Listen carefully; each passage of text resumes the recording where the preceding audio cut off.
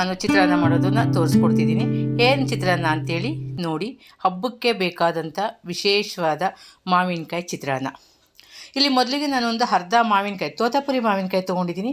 ತುಂಬ ಹುಳಿ ಬೇಕು ಅಂದರೆ ಹುಳಿ ಮಾವಿನಕಾಯಿ ತೊಗೊಳ್ಳಿ. ಒಂದು ಅರ್ಧ ಹೋಳು ತೆಂಗಿನ ತುರಿ, ಒಂದು ಅರ್ಧ ಈರುಳ್ಳಿನ ಸಣ್ಣಕ್ಕೆ ಹೆಚ್ಕೊಂಡಿದ್ದೀನಿ, ಕರಿಬೇವು, ಹಾಗೆ ಒಂದು 5-6 ಹಸಿಮೆಣ್ಸಿನ್ಕಾಯಿ, 1 ಸ್ಪೂನ್ ಜೀರಿಗೆ. ಇದಿಷ್ಟು ನಾನು ಮಸಾಲೆಗೆ ತೊಗೊಂಡಿದ್ದೀನಿ. ಮತ್ತು ಅನ್ನನ ಉದುರಾಗೆ ಮಾಡ್ಕೊಂಡಿದ್ದೀನಿ. ಉದುರಾಗಿದ್ದಾಗ ಚಿತ್ರಾನ್ನ ತುಂಬ ಚೆನ್ನಾಗಿರುತ್ತೆ. ಸ್ವಲ್ಪ ಉಪ್ಪು, ಒಂದು ಅರ್ಧ ಸ್ಪೂನ್ ಎಣ್ಣೆ ಹಾಕಿ ನೀವು ಅನ್ನ ಮಾಡಿಕೊಂಡೆ ಉದುರಾಗಿ ಬರುತ್ತೆ. ಅನ್ನದಲ್ಲಿ ರುಚಿನೂ ಇರುತ್ತೆ. ಈಗ ಮೊದಲಿಗೆ ನಾನು ಜಾರಿಗೆ ಸ್ವಲ್ಪ ಹಸಿಮೆಣ್ಸಿನ್ಕಾಯಿ, ಕರಿಬೇವು, ಜೀರಿಗೆ ಇದಿಷ್ಟನ್ನು ಹಾಕ್ಕೊಂಡು ಒಂದು ಸಲ ನಾನು ತಿರುಗಿಸಿ ಹಾಕ್ಕೊತೀನಿ. ಏಕೆಂದರೆ ಇದು ರಫಾಗೆ ಸ್ವಲ್ಪ ತರಿ ಆಗಲಿ ಅಂತ ಹೇಳ್ಬಿಟ್ಟು. ಈಗ ನೋಡಿ ಇಷ್ಟು ತರಿ ಆಗಿದೆ. ಈಗ ಇದಕ್ಕೆ ನಾನು ತೆಂಗಿನಕಾಯಿ ತುರಿ ಹಾಕ್ಕೊಳ್ತಾ ಇದ್ದೀನಿ. ಇಲ್ಲಿ ನಾನು ಅರ್ಧ ಹೋಳಿಗಿಂತ ಸ್ವಲ್ಪ ಕಡಿಮೆ ತೆಂಗಿನ ತುರಿ ತೊಗೊಂಡಿದ್ದೀನಿ. ನೀವು ಸಾಮಾನ್ಯವಾಗಿ ಅರ್ಧ ಹೋಳು ತೊಗೊಂಡ್ರೆ ಒಂದು 5-6 ಜನಕ್ಕೆ ಆಗುತ್ತೆ.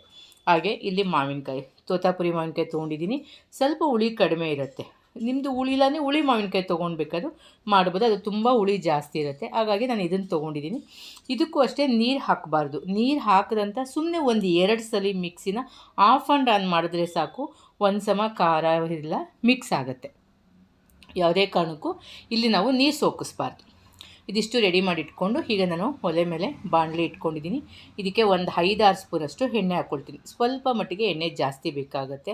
ಯಾಕೆಂದರೆ ತೆಂಗಿನಕಾಯಿ, ಮಾವಿನಕಾಯಿದು ಸ್ವಲ್ಪ ಎಣ್ಣೆ ಅಂಶನ ಎಳೆಯೋದ್ರಿಂದ ನಾವು ಒಂಚೂರು ಜಾಸ್ತಿ ಎಣ್ಣೆ ಹಾಕ್ಕೊಂಡ್ರೆ ಗೊಜ್ಜು ಚೆನ್ನಾಗಿರುತ್ತೆ. ಎಣ್ಣೆ ಹಾಕಾದ್ಮೇಲೆ ಒಂದು ಅರ್ಧ ಸ್ಪೂನು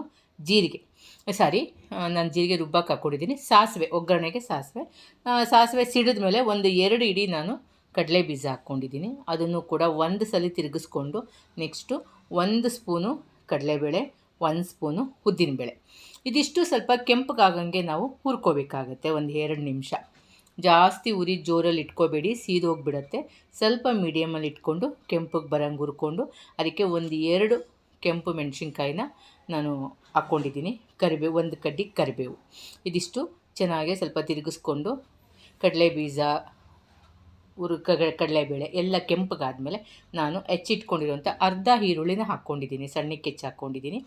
ಸಾಮಾನ್ಯವಾಗಿ ಹಬ್ಬಗಳಲ್ಲಿ ಮಾಡುವಾಗ ಕೆಲವರು ಈರುಳ್ಳಿ ಉಪಯೋಗಿಸಲ್ಲ. ನೀವು ಈರುಳ್ಳಿನ ಸ್ಕಿಪ್ ಮಾಡ್ಕೋಬೋದು, ತೊಂದರೆ ಏನಿಲ್ಲ, ಚೆನ್ನಾಗಿರುತ್ತೆ. ಅದಕ್ಕೆ ನಾನು ಒಂದು ಅರ್ಧ ಸ್ಪೂನ್ ಅರಿಶಿನ ಮತ್ತು ಸ್ವಲ್ಪ ಉಪ್ಪು ಹಾಕ್ಕೊಂಡು ನಾನು 1-2 ಸಲ ಈರುಳ್ಳಿ ಮೆತ್ತಗಾಗೋಷ್ಟು ತಿರುಗಿಸ್ಕೊತಾ ಇದ್ದೀನಿ. ಇಲ್ಲಿ ನಾವು ಅನ್ನಕ್ಕೂ ಕೂಡ ಉಪ್ಪು ಹಾಕಿರೋದ್ರಿಂದ ನೀವು ನೋಡಿಕೊಂಡು ಇದಕ್ಕೆ ಉಪ್ಪು ಹಾಕ್ಕೊಳ್ಳಿ. ಒಂದೇ ಸಲ ಜಾಸ್ತಿ ಹಾಕ್ಕೋಬೇಡಿ.